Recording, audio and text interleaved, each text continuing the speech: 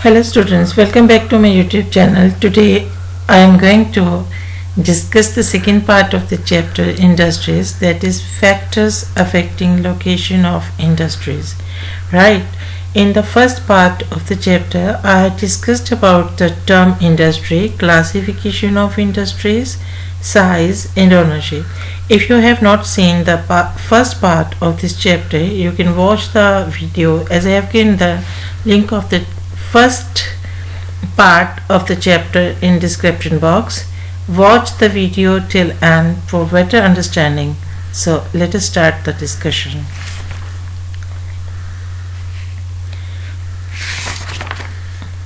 Factors affecting location of industries.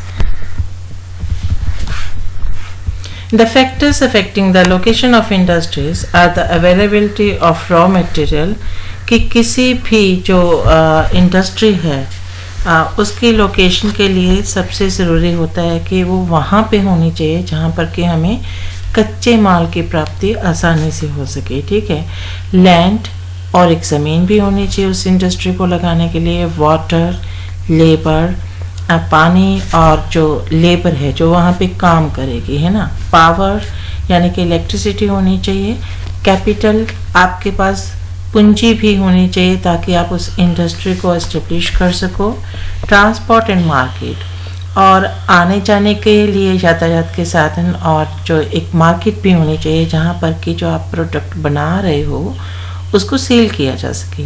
Right, industries are situated where some or all of these factors are easily available. और industries कहाँ पे होती हैं जहाँ पे ये सारे फैक्टर्स, कौन से factors, availability of raw material, land, water, labour, power, capital, transport and market, ये सारे जहाँ पे इजीली अवेलेबल होते हैं वहीं पर ये जो इंडस्ट्रीज होती हैं वो इस्टेब्लिश होती हैं. Sometimes the government provides incentives like subsidized power, lower transport cost and other infrastructure so that industries may be located in backward areas. और sometimes क्या होता है कि जो गवर्नमेंट होती है वो बैकवर्ड एरिया जो होते हैं, जो पिछड़े हुए इलाके होते हैं, वहाँ पे इंडस्ट्रीज चलाने के लिए कुछ फैसिलिटीज़ प्रोवाइड करती हैं जिसमें सब्सिडाइज्ड पावर मिलती है उनको, है ना, और कम लागत पर उनको ट्रांसपोर्ट फैसिलिटी जो है वो प्रोवाइड की जाती है और बाकी का इंफ्रास्ट्रक्चर भी जो है गवर्नमेंट के द्वारा प्रोवाइड किया जाता है. Industrialisation often leads to development and growth of towns and cities.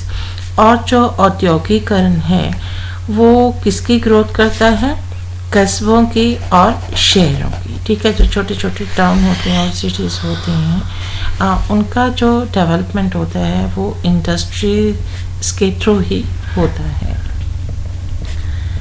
Then industrial system है क्या, ठीक है, इसको समझना पड़ेगा. An industrial system consist of input, process and output. तो आपको ये ध्यान में रखनी होगी बात कि इंडस्ट्रियल सिस्टम में तीन कौन सी बातें मेन होती हैं. क्या होता है, इनपुट, प्रोसेस एंड आउटपुट. तो ये इनपुट क्या है, the input are the raw materials. Input होता है जो आप कच्चा माल खरीदते हो, ठीक है, लेबर होती है जो कि वहाँ पे काम करती है, एंड कॉस्ट ऑफ लैंड, वो ज़मीन की लागत जो कि जहाँ पर आपने वो इंडस्ट्री को लगाना है, ट्रांसपोर्ट फैसिलिटी हो गया, पावर हो गया और अदर इंफ्रास्ट्रक्चर. ये सब किस चीज़ में आती हैं, इनपुट में आते हैं कि आप ये सब चीज़ें जो है इंडस्ट्री में लगा रहे हो. द प्रोसेस, अब प्रोसेस क्या होता है, ये इंक्लूड करता है wide range of activities that convert the raw material into finished products. ठीक है, जो आप कच्चा माल लेके आए हो तो उसको पक्के माल में या तैयार माल में आपने जो है बनाना होता है, फिनिश करना होता है, प्रोडक्ट बनाने होते हैं. ठीक है, तो प्रोसेस में वो सारी एक्टिविटीज़ आती हैं. The output are the end product and the income earned from it. और आउटपुट क्या होती है कि जो आपने कच्चे माल से पक्का माल तैयार कर लिया है और जो प्रोडक्ट बनाया है आपने उससे जो आपको इनकम होती है, that is what we call output.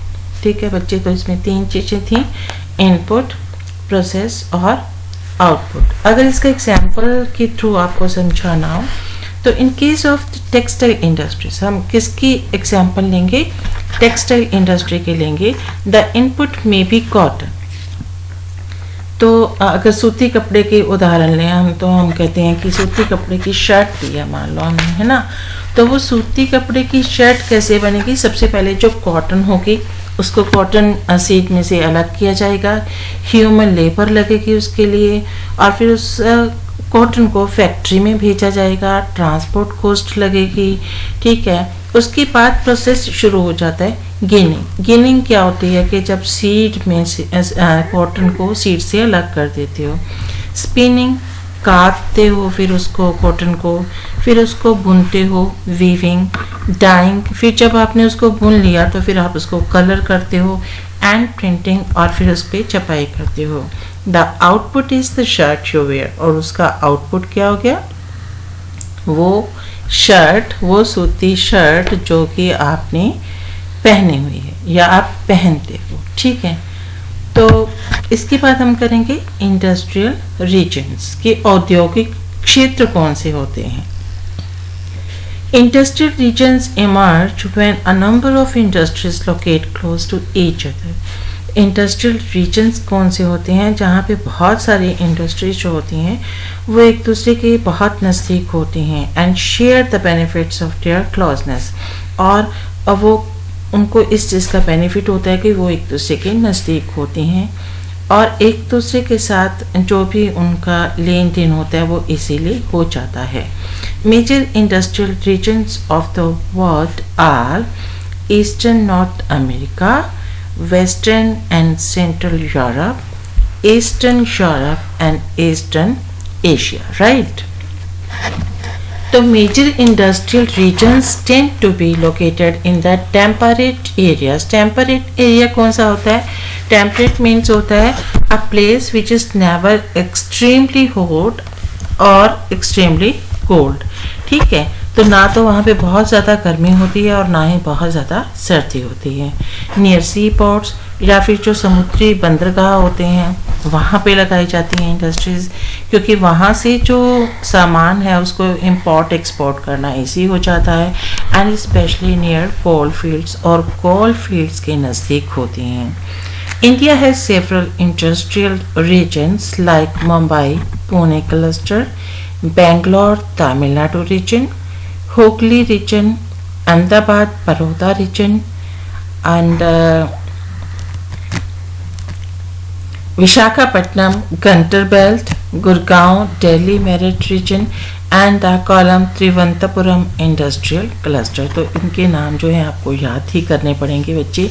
तो आपको एग्जाम में ये कैसे आ सकता है कि जो भारत में जो इंडस्ट्रियल रीजन है ना, वो कहाँ कहाँ पे हैं, तो आपको उनके नाम याद करने होंगे। Mumbai Pune cluster, Bangalore Tamil Nadu region and etcetera, right. तो आई होप कि आपको ये लेसन जो है, ये टॉपिक जो है इस लेसन का समझ आ गया होगा। लेकिन इसको समझने से पहले आपको पार्ट 1 ज़रूर देखना होगा, जिसका कि लिंक मैंने जो डिस्क्रिप्शन बॉक्स में दे रखा है। आई होप कि आपको ये लेसन अच्छे से समझ आया होगा। See you next time in my next video. Thank you very much.